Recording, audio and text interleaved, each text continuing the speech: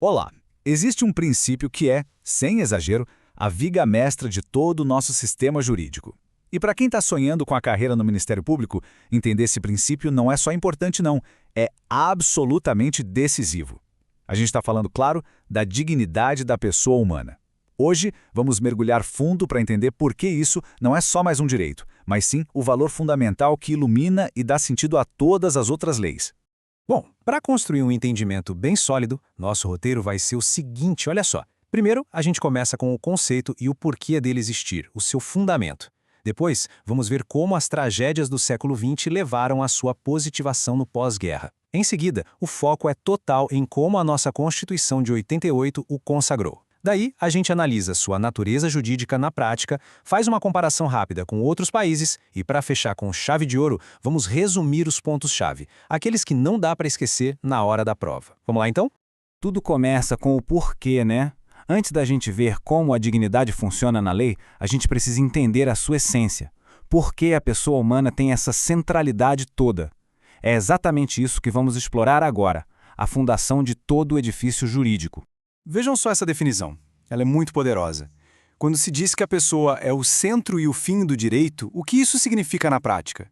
Significa que nenhuma lei, nenhuma ação do Estado pode tratar um ser humano como um mero objeto ou como um meio para atingir qualquer outro objetivo. O direito existe para servir a pessoa. A pessoa nunca, jamais, pode ser um instrumento do direito. É esse valor que, como a gente vai ver, conecta e dá sentido a todos os outros direitos fundamentais. E essa citação da Agenor Casaril, ela resume tudo. A dignidade não é algo que a lei nos dá, é algo que a lei reconhece que a gente já tem. É inerente à nossa condição de ser humano. O Estado não cria a dignidade, ele tem o dever de proteger. E essa é uma distinção, assim, fundamental. Tá, mas como é que essa ideia filosófica tão nobre virou lei de fato? A resposta, infelizmente, está na história. É uma resposta que foi forjada no fogo das maiores atrocidades que a humanidade já cometeu. Essa linha do tempo aqui é crucial. Reparem na progressão. No começo do século XX, surgem regimes totalitários que tratavam as pessoas como se fossem literalmente descartáveis. A barbárie da Segunda Guerra Mundial foi o ponto de virada, um choque global. A partir dali, o mundo exigiu uma proteção legal contra a crueldade do próprio Estado. E a Alemanha, em 1949, com sua lei fundamental, sai na frente colocando a dignidade como inviolável. Essa tendência se espalhou como um rastilho de pólvora, chegando a novas democracias como Portugal, Espanha e, claro, o Brasil. Ou seja, a lei foi uma reação direta à história. Essa frase, que parafraseia Adorno, é de arrepiar. O imperativo para que Auschwitz não se repita virou um mandamento jurídico. A dignidade da pessoa humana foi colocada nas constituições como um escudo, sabe? Um verdadeiro firewall contra a barbárie estatal, para garantir que a desumanização nunca mais tivesse qualquer tipo de amparo legal. E o Brasil nessa história? Como é que a nossa Constituição de 1988, a chamada Constituição Cidadã, respondeu a esse chamado histórico? Vamos ver agora como a dignidade se tornou a pedra angular da nossa República. Para a gente aprofundar essa análise, é claro que nos baseamos em doutrinadores de peso, como Emerson Garcia. O trabalho dele é simplesmente fundamental para a gente entender não só o que o princípio diz, mas como ele efetivamente funciona no nosso sistema. Vamos direto ao ponto. Artigo 1º, inciso 3º da nossa Constituição. Ele diz que a República Federativa do Brasil tem como um de seus fundamentos a dignidade da pessoa humana. E aqui a gente precisa parar e prestar muita atenção nessa palavra, fundamento. Percebem? Não está lá no meio do rol de direitos e garantias, não. Está antes, está na base, no alicerce do Estado. O que isso quer dizer na prática? Quer dizer que tudo, absolutamente tudo que o Estado faz tem que ser construído em cima desse pilar. É isso que dá ao princípio uma força normativa, assim, incomparável.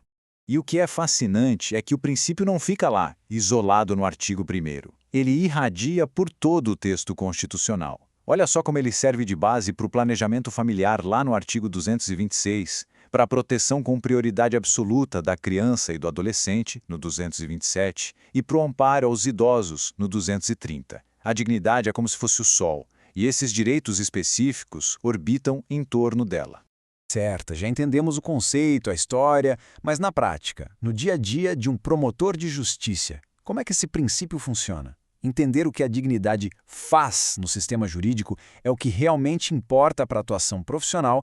Aqui, a gente tem uma distinção crucial, que é muito explorada em provas e que se baseia na doutrina do Emerson Garcia. A dignidade funciona de duas formas. Como direito subjetivo, ela é um escudo. Um cidadão pode ir à justiça e exigir, por exemplo, um medicamento essencial, invocando diretamente a sua dignidade. E como princípio estruturante, ela é uma bússola. Ela orienta o juiz a interpretar uma lei de família ou um contrato, sempre da forma que mais promova a dignidade das pessoas envolvidas. É, ao mesmo tempo, uma arma para o cidadão e um guia para o Estado.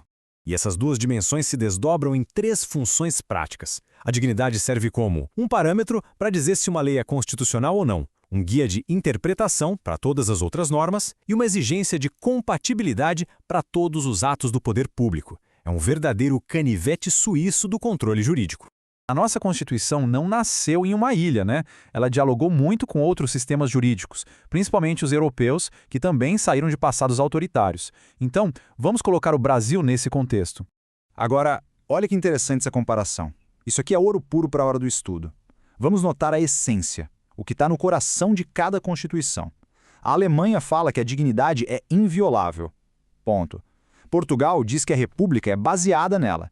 A Espanha a coloca como fundamento da ordem política. E o Brasil, bom, como a gente já viu, trata também como fundamento. As palavras podem até variar um pouquinho, mas a ideia central, o núcleo, é exatamente o mesmo. A dignidade é o alicerce, é o ponto de partida de todo o sistema. Certo, chegamos na hora da síntese. Se fosse para levar só algumas ideias sobre esse tema para a prova, quais seriam? Vamos direto aos pontos-chave. É para memorizar estes 4 pontos. Primeiro, a dignidade é o valor-fonte, o que unifica todos os direitos. Segundo, e isso é muito importante, como valor absoluto, ela não admite ponderação, não dá para pesar a dignidade de uma pessoa contra outra coisa. Terceiro, ela é um fundamento do Estado, não um mero direito.